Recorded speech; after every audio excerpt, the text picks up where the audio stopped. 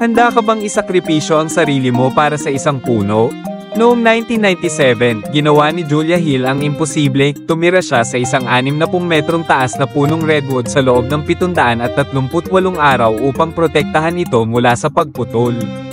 Pero paano siya nakaligtas? Anong mga panganib ang kanyang hinarap? At nagtagumpay ba siya sa kanyang misyon?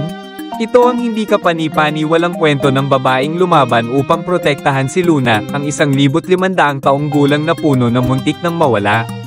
Ano ang gagawin mo kung ang huling mga sinaunang puno sa iyong lugar ay nakatakdang putulin? Magpoprotesta ka ba? Lalaban ka ba? O aakyat ka ba sa isang puno at hindi na bababa? Ito ang hindi kapani-paniwalang kwento ni Julia Butterfly Hill, ang babaeng tumira sa isang puno sa loob ng 738 araw upang ipagtanggol ito. Noong 1997, nagdesisyon si Julia Hill na gumawa ng isang bagay na babago sa kanyang buhay.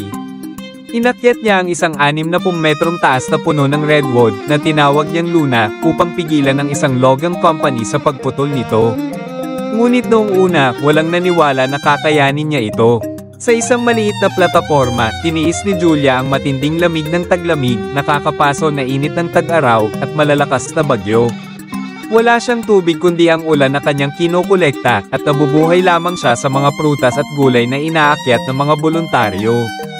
Ngunit darating ang mas matinding pagsubok. Hindi natuwa ang logging company. Pinahirapan nila si Julia, pinalibutan siya ng mga helicopter, pinutol ang lahat ng punong nakapaligid kay Luna, at sinubukang harangan ang kanyang supply ng pagkain. Ngunit hindi siya bumaba. Ang 1 buwan ay naging 6 na buwan hanggang 1 taon. Sa kanyang ika-365 araw sa taas ng puno, ipinagdiwang ni Julia ang kanyang anibersaryo, at mas dumami ang sumusuporta sa kanya. Ngunit sapat ba ito para iligtas si Luna? Pagkatapos ng 738 araw, mahigit 2 taon sa taas ng puno, sumuko ang logging company. Panghabang buhay na nilang poprotektahan si Luna at ang mga puno sa paligid nito. Matapos ang matinding sakripisyo, sa wakas ay bumaba na si Julia, isang bayani para sa kalikasan.